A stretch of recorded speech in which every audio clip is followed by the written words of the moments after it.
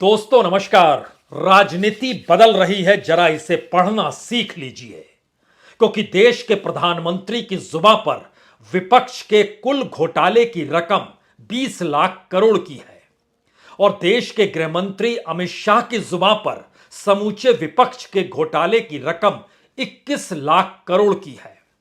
प्रधानमंत्री की जुबान पर इस गारंटी के साथ शब्द उभर रहे हैं कि समूचे विपक्ष में जो भी घोटालेबाज हैं जेल के पीछे डालने की गारंटी दे रहे हैं, और दूसरी तरफ देश के गृह मंत्री कह रहे हैं कि दरअसल प्रधानमंत्री एक बार और जीत जाए तब इन सब को जेल के पीछे पहुंचा दिया जाएगा। दोनों की बातों को लेकर कोई भ्रम पैदा ना हो, इस बात को लेकर आप कहीं यह ना सोचने लगे जरा सी गलती ही तो हुई है। सवाल पहली बार यह नहीं है। सवाल यह है कि जो भी प्रधानमंत्री मोदी और अमित शाह ने जिस बिसात को हर चुनाव के वक्त बिछाया, पहली बार उसके दांव उल्टे पड़ रहे हैं। एक एक करके अपनी बिसात के दायरे में सिर्फ खुद को ही खड़ा किया, कभी किसी को सामने खड़े होने नहीं दिया। और विपक्ष का कोई नेता क्या मायने रखता है, वो कोई मायने रखता ही नहीं है। शायद इसीलिए कभी भी अमित शाह के भाषण में आपने नहीं सुना होगा कि प्रधानमंत्री मोदी के सामने कोई नेता है जो उन्हें चुनौती दे रहा है। लेकिन पहली बार देश के गृह मंत्री अमित शाह, जो कि बीजेपी के भीतर चाणक्य के तौर पर जाने जाते हैं, उनकी जुबान फिसल रही है या उनके दिमाग में यह बात धर कर गई है कि 2024 में कुर्सी चली तो नहीं जाएगी, और कुर्सी अगर चली जाएगी तब क्या होगा। तो तब क्या होगा कि परिस्थितियों को वो बताने में जुट गए हैं। लेकिन उससे पहले यह भी समझ लीजिए कि राहुल गांधी, जिसे लेकर ना जाने किन किन शब्दों के अलंकार से उन्हें अनुग्रहित किया गया, वो अलंकार वाले शब्द इस दौर में गायब हो चले हैं। कल तक जिक्र पप्पू के नाम से होता था, लेकिन इस दौर में समूची राजनीति का एजेंडा और कोई नहीं, राहुल गांधी इस देश में मथ रहे हैं और बीजेपी को उसके पीछे चलना पड़ रहा है। और शायद इसीलिए बीजेपी के भीतर हड़कंप मचा है कि संगठन को नए सिरे से मत डालिए। सरकार के भीतर हड़कंप मची है कि दरअसल किसी भी हालत में समूचे मंत्रिमंडल को फेंट डालिए, नए तरीके से नई तस्वीर सामने लेकर आइए, जिसमें बीजेपी में कोई ना मिले तो जो छोटे छोटे राजनीतिक दल हैं उनके जरिए ही इस दौर में सियासत साधने का हुनर पैदा कर लीजिए, अन्यथा 2024 में हार तय है। यह हार तय है का मामला दरअसल आरएसएस के भीतर से भी निकल रहा है, क्योंकि आरएसएस यह मान चुकी है अब यह चेहरा और सिर्फ चेहरे के बदौलत जीत नहीं मिलेगी। तो क्या अमित शाह भी यह सोचने लगे हैं और पहली बार जब वह उदयपुर में भाषण देते देते यह कहने से नहीं चूके कि दरअसल प्रधानमंत्री अगर राहुल गांधी बन जाएं तो क्या होगा। यानी इससे पहले कोई नाम जुबां पर आता नहीं था, लेकिन नाम जुबां पर आया तो किस तरीके से आया, हमें लगता है आज पहले उसको आपको सुनना चाहिए। तो पहले जरा सुनिए। 21 लाख का भ्रष्टाचार करने वाली इकट्ठा होकर राहुल बाबा को प्रधानमंत्री बनाने निकली है। राहुल बाबा अगर फिर से प्रधानमंत्री बनते हैं तो एक घपले, घोटाले, भ्रष्टाचार भारत की नियति बन जाएगी। और मोदी जी फिर से प्रधानमंत्री बनते हैं तो भ्रष्टाचार करने वाले जेल की सलाखों के पीछे जाएंगे। मुझे बताओ भाई, राहुल बाबा को प्रधानमंत्री बनाना चाहिए या मोदी जी को? क्या आपने यह कल्पना की थी कि 2019 में ऐसा भाषण किसी ने दिया था? क्या आपने सोचा भी होगा कि भारत जोड़ो यात्रा से पहले राहुल गांधी को लेकर किन किन शब्दों का इस्तेमाल किया जा रहा था?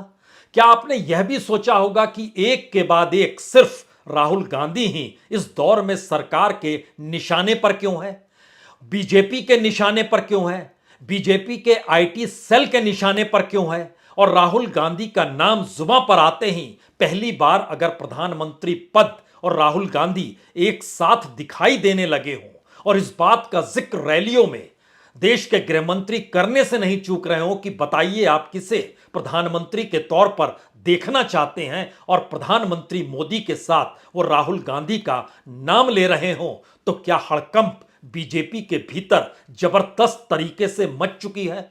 जी नहीं, हड़कंप ही नहीं बची है बल्कि जमीन खिसक रही है। और शायद इसीलिए उदयपुर में दिए गए भाषण को जब बीजेपी ने अपनी साइट पर अपलोड किया तो उन्होंने इस हिस्से को या तो हटा दिया या फिर यह गलती से हट गया और उस जगह पर सिर्फ ब्लैक दिखाई देता है।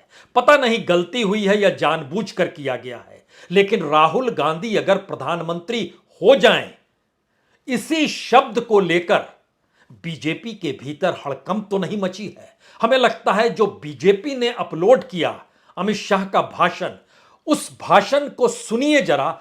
उसी जगह पर ब्लैक हो जाता है स्क्रीन जहां पर अमित शाह कहते हैं कि दरअसल राहुल गांधी अगर प्रधानमंत्री हो जाएं तो क्या होगा। 21 लाख का भ्रष्टाचार करने वाली इकट्ठा होकर राहुल बाबा को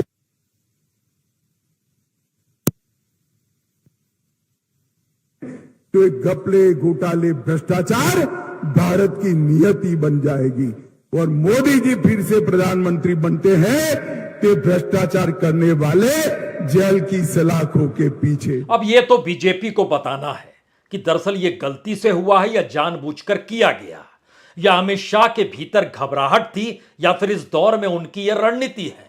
यह उन्हें ही बताना है, उन्हें ही तय करने दीजिए। लेकिन एक क्षण के लिए यह पहली बार राहुल गांधी को लेकर बीजेपी में घबराहट क्यों है? संघ के भीतर मुश्किल हालात क्यों है? इस दौर में सरकार के निशाने पर राहुल गांधी ही क्यों है? और जिस तरीके से सरकार हर कदम पर राहुल गांधी को रोक रही है, कहीं यह सरकार के लिए एक मुश्किल हालात तो बनते हुए नहीं जा रहे हैं? क्योंकि ध्यान दीजिए जो मणिपुर में हुआ, मणिपुर में राहुल गांधी की 36 घंटे की मौजूदगी ने वहां की सरकार को हिलाकर रख दिया और इंफाल से लेकर दिल्ली तक नई नई रणनीति बनाने की दिशा में राजनीतिक तौर पर दोनों जुट गए, यानी यहां गृह मंत्रालय और वहां पर राज्य के मुख्यमंत्री बीरेंद्र सिंह। लेकिन उससे पहले की परिस्थिति को और एक एक पन्ने को पलटना शुरू कीजिए और जरा सोचना शुरू कीजिए। जब राहुल गांधी की भारत जोड़ो यात्रा दिल्ली पहुंची थी, उस वक्त यात्रा को रोकने के लिए पहली बार सरकार ने खुले तौर पर जो पहल की वो कितनी खोखली और पोपली थी। तो क्या दिल्ली पहुंचते पहुंचते राहुल गांधी को लेकर जो सोच राजनीतिक तौर पर सत्ता और सरकार में थी वो बदल चुकी थी? क्योंकि दिल्ली जब यात्रा पहुंची तो कहा गया कोविड के प्रोटोकॉल का सामना करना चाहिए, उसे अपनाना चाहिए और इस तरीके की यात्रा नहीं निकालनी चाहिए जिसमें भीड़ लगी हुई हो। यह अलग मसला है कि इस बात को कहने के लिए हेल्थ मिनिस्टर तक को सामने आना पड़ा और सबने कहा, लेकिन सब जानते थे कि कोविड की कोई तीसरी धारा इस दौर में चल नहीं रही है। वहीं समझ में आ गया हर किसी को कि सरकार के सामने यह यात्रा मुश्किल खड़ा कर रही है और कश्मीर पहुंचते पहुंचते आतंकवाद और वहां के टेररिस्टों को लेकर और तमाम बातों का जिक्र सरकार की तरफ से हुआ, जहां पर यात्रा सफल ना दिखाई दे इस बात का जिक्र था। लेकिन मसला इतना बर नहीं है। लंदन की यात्रा के वक्त लोकतंत्र को लेकर जब सवाल राहुल गांधी ने उठाया तो क्या बीजेपी, क्या आईटी सेल और क्या सरकार, तीनों ने घेरने की कोशिश की। अमेरिकी यात्रा के वक्त भी कुछ इसी तरीके की घेराबंदी आईटी सेल्स के जरिए, बीजेपी के जरिए, सरकार के जरिए हुई। लेकिन इसी परिस्थिति में पार्लियामेंट के भीतर ध्यान दीजिए तो कांग्रेस या फिर कांग्रेस के साथ खड़े समूचा विपक्ष जब प्रधानमंत्री राष्ट्रपति के अभिभाषण पर जवाब दे रहे थे पार्लियामेंट के भीतर, तब कौन से नारे लग रहे थे और लगभग 40-50 मिनट तक नारे लगते रहे, अडानी मोदी भाई भाई।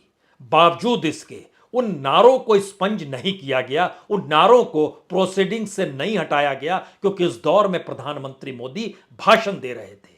लेकिन राहुल गांधी ने जब जिन बात का जिक्र किया और कॉरपोरेट और अडानी कांड और उस दौर में शेयर बाजार, इन सब चीजों को लेकर जिक्र करते हुए प्रधानमंत्री से सवाल पूछा कि अडानी आपके हैं कौन, हम तो जानना चाहते हैं। इन बातों को स्पंज किया गया और एक दो जगह नहीं, 20 जगहों पर इसको स्पंज किया गया, यानी हटा दिया गया।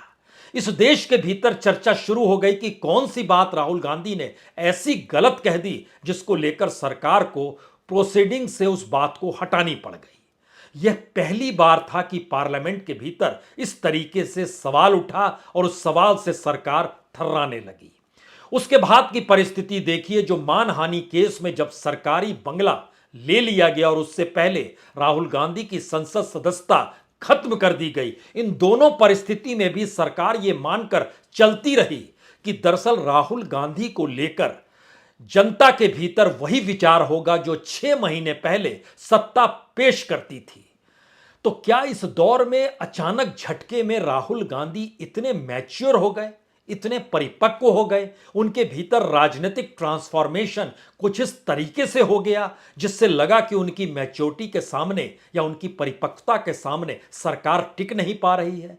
यह सरकार एक के बाद एक गलती कर रही थी, वो जान नहीं रही थी कि इस देश के भीतर में राजनीति करने वालों से टकराना और उनको खिलाफ राजनीतिक बयान देना एक अलग चीज है, लेकिन जब आप किसी को सरकारी तंत्र के जरिए और अपनी मुट्ठी में उस पूरे तंत्र को कैद करके निर्णय देते हैं, आदेश देते हैं, पॉलिसी बनाते हैं, तो उसका लोग विरोध करते हैं, क्योंकि लोकतंत्र तो हमारे डीएनए में है, लोकतंत्र तो हमारी शिराओं में बैठता है। इस बात का जिक्र प्रधानमंत्री ने अमेरिका में किया जरूर, लेकिन वह यह भूल गए कि इस देश के भीतर जो हो रहा था वो शायद इन कही गई बातों से उलट था। और इसीलिए राहुल गांधी के राजनीतिक ट्रांसफॉर्मेशन को सत्ता समझ नहीं पाई, सरकार समझ नहीं पाई।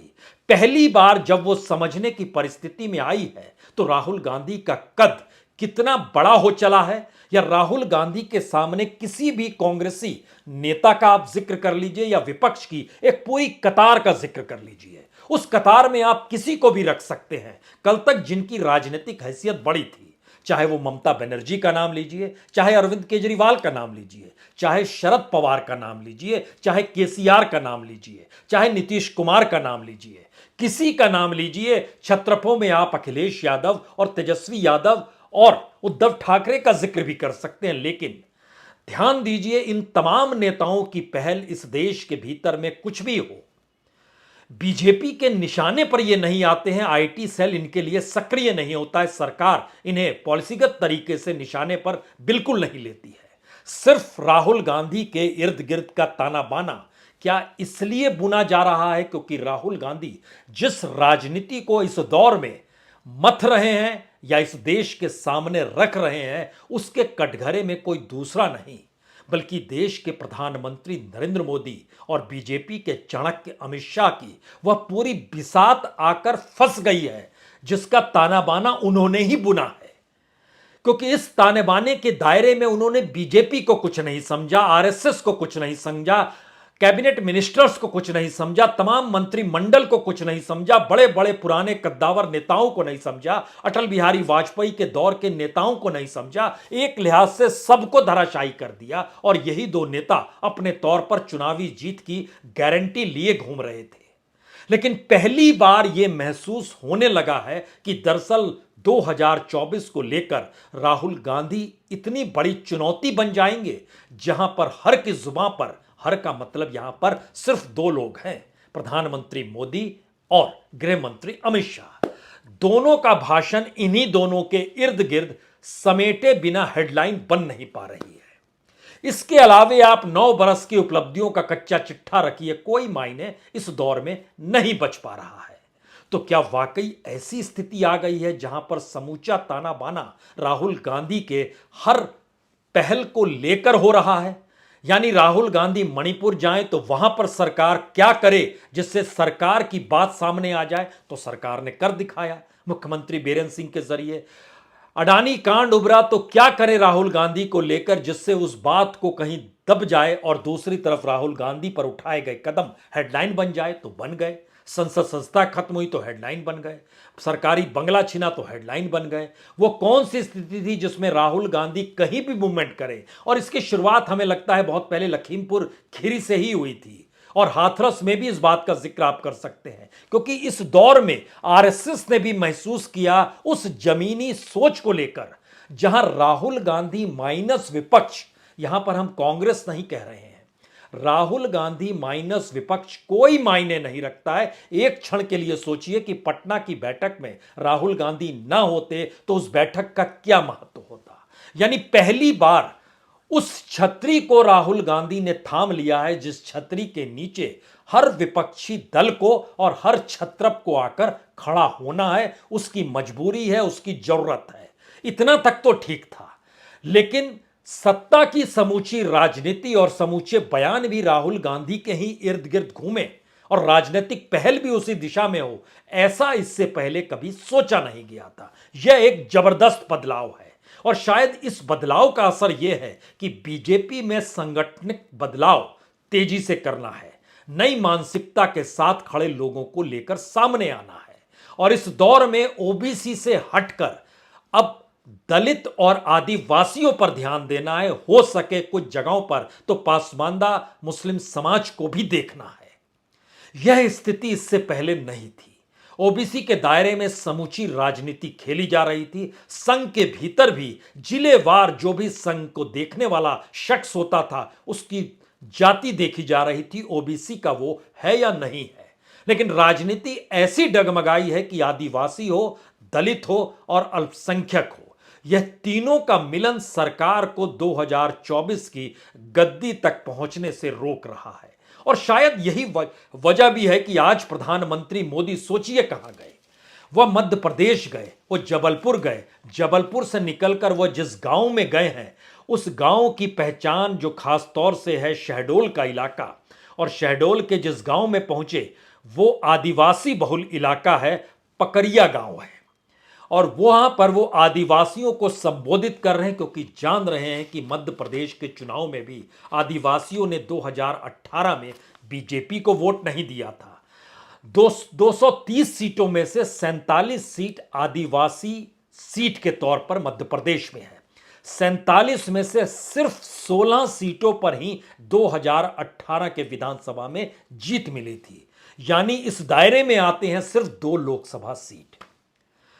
तो क्या प्रधानमंत्री की जरूरत इतनी बड़ी हो गई है कि इस दौर में अब वो गांव गांव घूमे? जरूरत नहीं, मजबूरी है और उन्हें जाना पड़ेगा। और इस दौर में लगातार मीटिंगों का जो दौर चल रहा है उसमें क्या क्या कुछ हुआ है, एक क्षण के लिए अगर प्रधानमंत्री की फाइल खोलिए जहां वो अमेरिका से वापस लौटते हैं तो 24 घंटे के बाद ही वह कहां नजर आते हैं? भोपाल में 5 ट्रेन वंदे भारत की हरी झंडी दिखाना और उसके बाद जो भाषण देना, उसमें भी उन्होंने जिक्र राहुल गांधी का भी किया, तमाम विपक्षी नेताओं का किया और वही हेडलाइन थी। यानी बाकी कोई भी बात वो कहते रह गए कि हमने ये किया 9 साल में, हमने वो किया, उसको अखबारों ने नहीं छापा। छपा वही, टेलीविजन स्क्रीन पर दिखाई वही दिया जहां पर उनके निशाने पर विपक्ष था।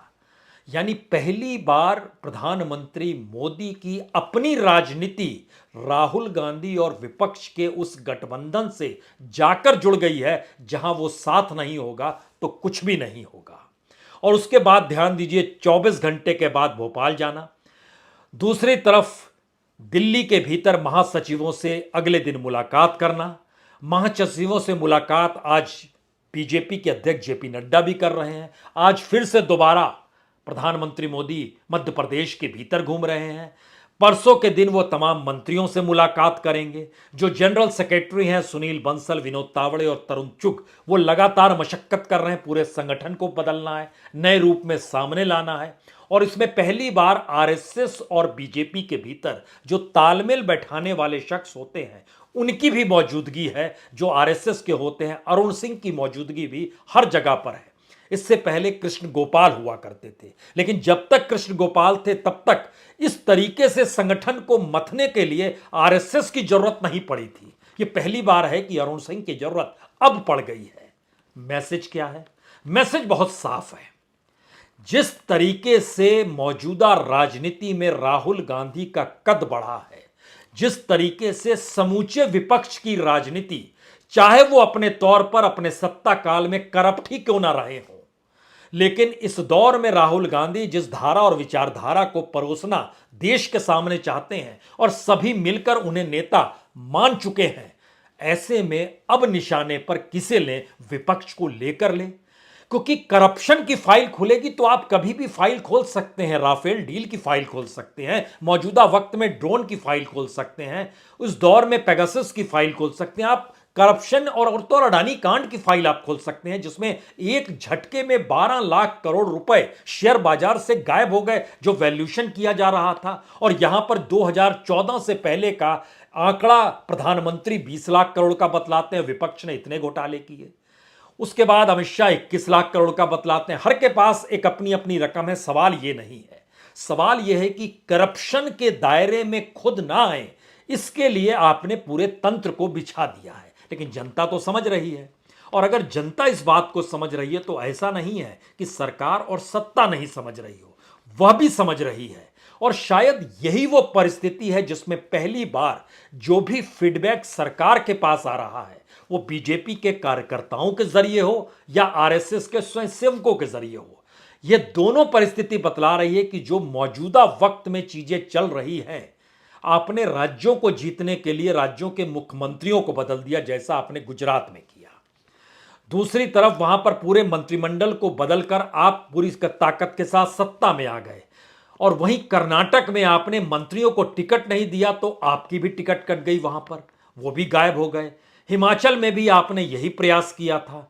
बंगाल के भीतर आप नए तरीके से निकल रहे थे, तो वहां तो फिर भी मान लीजिए आप 2 डिजिट में आ गए, ये आपकी जीत है। लेकिन आपने तो सत्ता में आने का ख्वाब संजोया था। यानी 2-3 बातें इस दौर में गौर करने लायक है। पहली बात, 6 महीने पहले तक जिस राजनीति को साधने के लिए देश के प्रधानमंत्री और गृह मंत्री यानी देश के चेहरा और चाणक्य दोनों निकलते थे, झटके में दोनों में परिवर्तन आ गया है। दूसरी बात, कल तक निशाने पर विपक्ष रहता जरूर था, लेकिन उसमें किसी नेता को बतौर प्रधानमंत्री के तौर पर सामने खड़े करने की स्थिति बिल्कुल नहीं आई थी। यह पहली बार वह भी आ गई जहां राहुल गांधी का नाम लिया जा रहा है। तीसरी परिस्थिति, बीजेपी के अपने पास अपने मुद्दे बच नहीं पा रहे हैं कि वो किन मुद्दों के आश्रय वह अपने आप को आगे बढ़े, तो अपनी उपलब्धियों की सूची लेकर वो चल रही है। और जो भी रैली जहां भी उपलब्धियों को लेकर हो रही है उसका जिक्र कहीं नहीं हो रहा है, यहां तक कि वह मीडिया भी नहीं कर रहा है जिस मीडिया को उन्होंने अपना माना हुआ है। और ऐसे वक्त में सिर्फ और सिर्फ राजनीति वैसी पनप रही है जहां टकराव दिखाई दे, जहां पर चुनौती देने की स्थिति में सत्ता दिखाई दे, जहां पर किसी सामने वाले चेहरे को खड़ा करके अपने चेहरे की महत्वपूर्णता दिखाई जाए या बताई जाए। यह बिल्कुल नई स्थिति है। राजनीति में यह बदलाव जिस तेजी से हुआ है और जो शिकन के साथ अब तमाम भाषण आपको सुनाई दे रहे होंगे, मौका मिले तो कभी ट्वीट कीजिए न्यूज चैनलों को या फिर बीजेपी की साइट को ही, जिसमें तमाम भाषणों को डाला जाता है, और पढ़ना शुरू कीजिए कि किस तरीके से लड़खड़ाते हुए शब्दों के साथ अपनी उपलब्धियों के बाद, यानी 9 बरस जो बीत गए उसको बताने के बाद कुछ है तो 2014 से पहले की परिस्थिति है। आने वाले वक्त को लेकर नई परिस्थिति बताने की स्थिति में सत्ता और सरकार इसलिए नहीं है क्योंकि 9 बरस की उपलब्धियां भी इस दौर में कटघरे में खड़ी है और वो हर सेक्टर में है। वह इस देश को बेचने की प्रक्रिया में मोनेटाइजेशन को लेकर है, इस देश को निजीकरण, निजी हाथों में सौंपने को लेकर, प्राइवेटाइजेशन को लेकर है, इस देश के भीतर विनिवेश यानी डिसइन्वेस्टमेंट के मद्देनजर पीएसयूज को लेकर है, इस देश के भीतर इकोनॉमिक रिफॉर्म के मद्देनजर बैंकों के मर्जर को लेकर है, इस दौर में कॉरपोरेट और उनके भीतर प्रतिस्पर्धा को खत्म करने को लेकर है, जहां पर बड़ी हजारों की तादाद में इस देश के बिलियनियर्स इस देश को छोड़कर चले गए क्योंकि यहां प्रतिस्पर्धा बच नहीं पा रही है। इस देश के बेसिक इंफ्रास्ट्रक्चर में एजुकेशन और हेल्थ सिस्टम भी आ गया है जो प्राइवेट हाथों में दे दिया गया है। इस दौर में इस देश की गरीबी, मुफलिसी और कुपोषण और भूख यह भी आ गए हैं जहां पर प्रधानमंत्री कल्याण योजना चल रही है। इस देश के भीतर में अब शौचालय के बाद दूसरा नारा नल से जल का आ गया है, जिसका जिक्र हम बार बार करते हैं कि ये दरअसल वर्ल्ड बैंक की सोच थी और वहां से पूरा लोन मिला है सरकार को कि आप इसको इंप्लीमेंट कीजिए क्योंकि पानी तो पहुंचना चाहिए घर तक। जब ऐसी परिस्थिति में सरकार आकर खड़ी होगी तो क्या होगा, यह सिर्फ सोचने की बात है और शायद इसीलिए जुबान पर और दिमाग में पहली बार एक ऐसे शख्स को लेकर घबराहट है जिसको लेकर कल तक यही सत्ता, यही सरकार, यही चेहरे पप्पू कहने से घबराते नहीं थे, आज उस नाम से घबराने लगे हैं और कतराने लगे हैं और अपनी मजबूरी और अपनी महत्वपूर्णता उस नाम के साथ जोड़कर देखने लगे हैं। यह है राजनीति का नया खेल। बहुत बहुत शुक्रिया, बहुत बहुत शुक्रिया।